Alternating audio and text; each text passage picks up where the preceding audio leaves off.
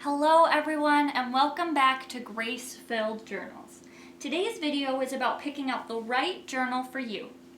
This is not a review video of specific brands, nor is this a personal recommendation, even though I do talk bits and pieces about specific brands. They're just for examples. This journal is really only to cover the pieces of a journal to think about when choosing one to buy. If you would like to see a video about specific brands, especially cheap and beginning journals, leave that in the comments below. So the first category we'll talk about today is probably the most important and the one that I will keep saying over and over and over. That is purpose. Why are you buying your journal in the first place? Is it to plan your everyday life? Is it for work? Is it for school? Is it for tracking what you're reading? Is it a cookbook? Keep your purpose in mind as you consider the next categories. That really should be the thing that drives what you're doing when picking out your journal. So the next category we'll discuss is the size. This is probably the thing that people think most of when they consider buying a journal. That's the thing I think about most anyway. So traditionally, journals come in an A5 size, and that is this white journal. It is about 8 by 5.5 inches, and it is the standard size that you'll see journals in. This is the size that I have used in all my journals up until this point, and they work really well because they can fit in your purse or your backpack, but they're large enough that you can do some serious planning in here, taking school notes, anything that you really need to do and get done. But journals can come in larger sizes, which is this orange journal. This is a B5. So we had an A5 and this is a B5. A B5 is 9 3/4 inches by about 6.5 inches. This is the size that I've chosen to go for with 2021. And as you can see, it is significantly larger. If we line up the corners here, it is significantly larger than the A5 size. Now, the reason why a lot of people go with the B5 size and why I personally have gone with the B5 size is because I need some more planning space. I found that I'm getting a little cramped in here, and really I just wanted to try it, see how it would work.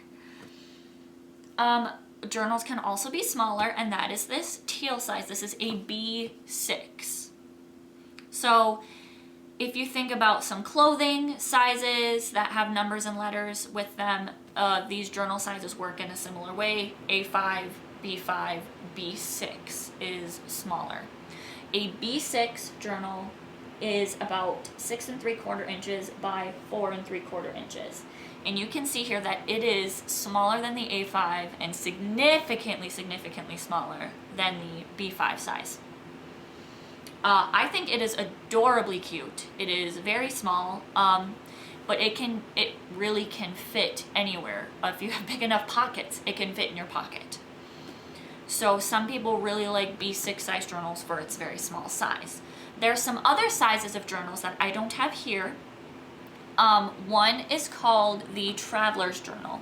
The Traveler's Journal is about 8 1/4 inches by 4 1/4 inches, so about the size of the A5 size with the width of the B6 size. So it looks about like this. It's much longer than it is wide.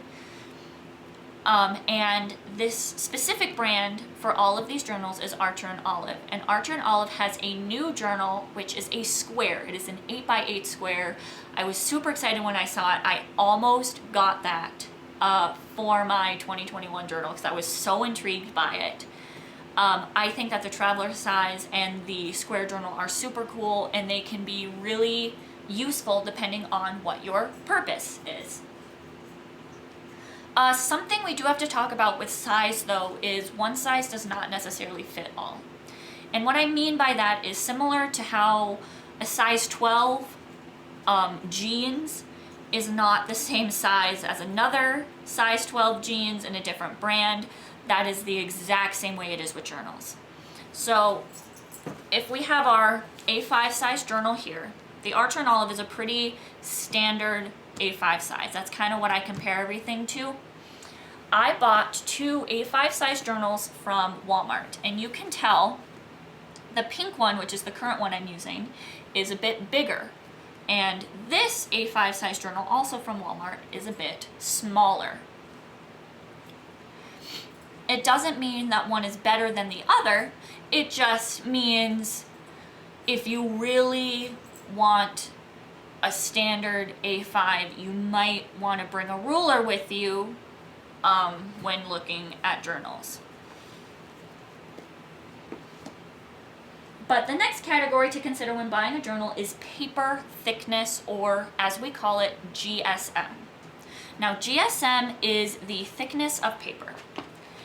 Traditional, normal printer paper is about 80 GSM, and that's what I have here. I have swatched a bunch of different paint pens, highlighters, gel pens, and ballpoint pens to show you how it looks. On this side, it looks pretty good. If we flip it over though, we can see, it doesn't really come out well on the camera, but you can see each individual one on the back. That's called ghosting. It doesn't necessarily bleed through, although the Sharpie did, but Sharpies bleed through any GSM paper. I have not found a GSM that Sharpie does not bleed through. So don't use Sharpies. I'm just using it as an example. But we have lots of ghosting on this paper. But if you don't care about ghosting, maybe a Leuchtturm journal, which is a brand of journal which also has 80 GSM paper, might be perfect for you, especially if you only use ballpoint pens and have a more minimalistic style journal. Now, the current journal I'm in has about 100 GSM paper. It's a bit thicker. And I did the same swatches in here. And if we flip it over, we can still see a bit of ghosting, but it is not as extreme as it was on the printer paper. Once again, the Sharpie bled through, but once again, Sharpie bleeds through everything. Don't ever use Sharpie in your journals. I mean, you can if you want to, but just expect it to bleed through. And then finally, we have 120 or 160 GSM. Now, I've been using Archer and Olive for a while. I got their subscription box. I have lots of their journals. I'm in no way saying they are the best journals. I'm just using them as an example in this video. This is an Archer and Olive. Archer and Olive has 160 GSM paper. It is very thick. And if we flip to the back here, I have swatched the exact same pens on the 160 GSM. We flip it over, we cannot see a single one of them except for the Sharpie, which technically didn't even bleed through. It's just really ghosted. We can see a little bit of wrinkling from the watercolor. I did use extra water on this paper by accident, so you can really tell how well 160 GSM holds up to even watercolor.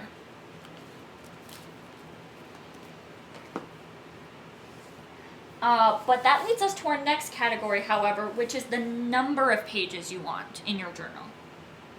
Generally, the thicker the paper, so 160 GSM, the less pages you have. So, for example, now this one is also thick because there's a billion things in here and it is very loved. This is an old journal that I used for the first part of 2020. This 160 GSM notebook has only 160 pages in it, whereas the standard journal, which has about 100 GSM paper, has 200 pages in it. Pages being front and back, of course. And I believe this one even, yeah, this one has about 240 pages in it. The Leuchtturm that we were talking about before, with the 80 GSM paper, that has 240 pages in it, about, according to their website. This one is bigger because I bought the 190 page front and back version of the 160 GSM paper. Now, it was more expensive, and all higher GSM paper is going to be more expensive.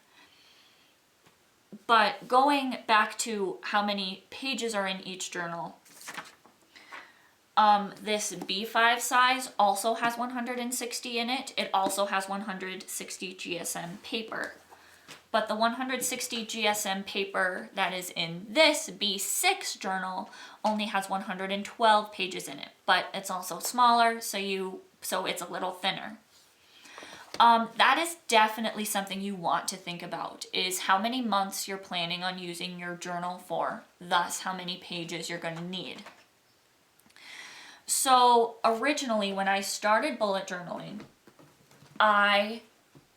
in my very first bullet journal, I fit 13 months in here. Almost unheard of in the bullet journal community.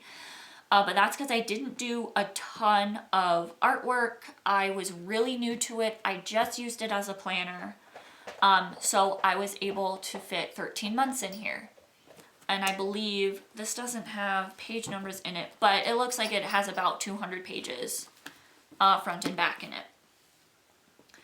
Whereas this journal, even with the 192 page version I got from Archer and Olive, lasted me for 6 months. But my art style has grown a bit. I do a lot more art now.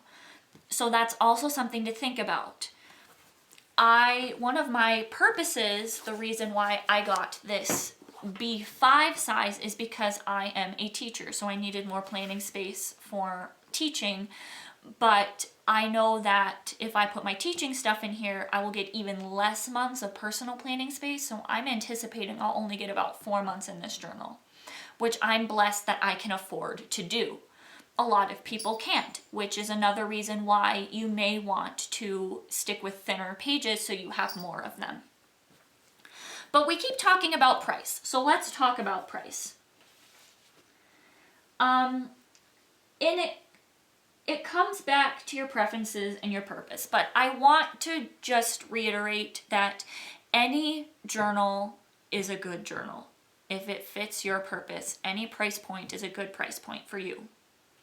Now, I spend a little more on my journals, like I said with this one, now than I used to. My very first journal I got from Michaels. It was about $20. The current journal I am in, I got from Walmart. Once again, about $20. A5 size, 200 pages, 100 GSM paper, very middle of the road journal, a very good beginning journal. But as I realized I wanted less ghosting, I wanted a little more expensive journal with more thick pages. And so I got an Archer and Olive, which any online retailer is going to be more expensive than Walmart or Michaels or Hobby Lobby. I just want to put it out there. And this one was about $30, and my B5 size, so the larger size, was even more expensive than that. It was about $35. I got it on Black Friday, so it was on sale, so watch your sales, but still, it's more expensive, and that really is due to paper quality, paper size, and the fact that you're also paying for the aesthetic. And the aesthetic is really something we're going to talk about next. Oh, I should say before we get to aesthetic that the B6, the very small one, was cheaper than the A5 size because it is smaller, it has less paper in it. So let's go back to aesthetic.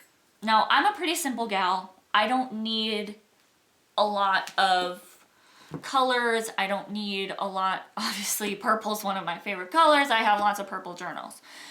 But I don't need a lot of embossing. I don't need my name on it. I don't need it to be completely crazy. But if that is something you're into, an online retailer would be for you. They have a plethora of options, whereas Walmart, Hobby Lobby, Michaels only have what is in stock at the moment. Archer and Olive, for example, has so many different choices. I know Notebook Therapy has tons of choices. Bear and Fig. so many others that I can't remember off the top of my head have lots of aesthetic cover choices. This one is linen. The other ones were fake leather. This one was just like plastic covered cardboard thickness, but I really like the design. And it really depends on you. The aesthetic is something that a lot of people consider as one of the most important things when picking a journal, and you do have to like it. In my theory, if you don't like what your journal looks like, you're not going to use it inside and outside, which is why I use the bullet journal method, which is why I do art journaling. So the last thing we're going to talk about is how the journal is put together. So most journals, as you can see here, all the ones I've been showing you are like a book. They are hardbound. They're bound like a book. They lay out flat like a book. Some lay more flat than others. Once again, higher quality books are going to lay flatter than not highest quality books. But I've been pleasantly surprised with the Walmart brands that I have found. But some come in soft cover. I started this B5 size journal for teaching planning. For the first part of the school year. I didn't end up using it as much as I would like to, but it is a soft cover. You can bend it. It is still bound like a book. But there are some that are even spiral bound. The Happy Planner is a really fun spiral bound journal that I have found. But let's take a moment now to talk about page color, and dot styles. So this might seem like I'm being absolutely crazy, going out on a limb here, but it is something that you might want to think about. Now, just like wedding dresses can come in many different shades of white, so can journals. This journal, and actually my very first journal from Hobby Lobby, from Michaels, is very white. Whereas this journal I'm currently using is much more on the yellow side, as you can tell. I personally prefer a whiter journal because I do a lot of artwork in it, and I want the colors to really be vibrant and really show. But a more yellow journal doesn't make or break it. It can. And it could be really cute if you're going for a more antique aesthetic. A yellow journal would definitely fit that more than a very white page journal. And we can see here that the dots are different shades as well.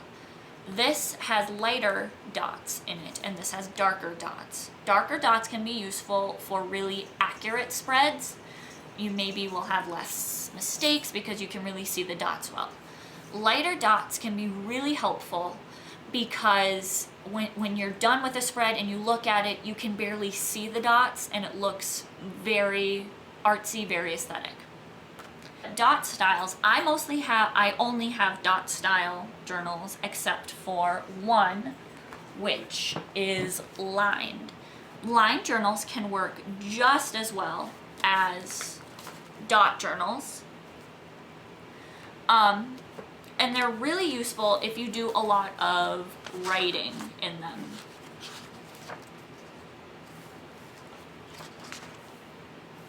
But I found that it was really hard for me to make vertical lines in them because I had to measure them out each individually. But maybe that won't bother you. Maybe a line journal is for you. There's also blank journals that don't have any dots or lines or anything. Those are really good if you're doing an art journal.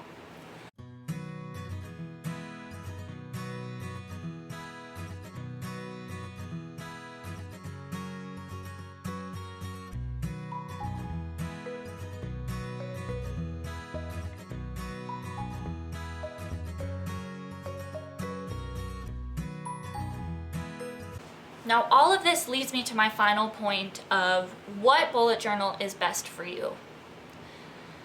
Now, I personally think that if you are beginning, it would be best to not get a super expensive one. But like I said, If you know you're going to be really artistic with it, if you know you're going to use watercolor in it, you might want to get a more expensive one. But if you're really just starting out like I was, I would highly recommend a midline journal, 100 GSM pages, 200 pages front and back. You never know what you're going to use it for. But keep your purpose in mind. If something doesn't fit with your purpose, don't use it.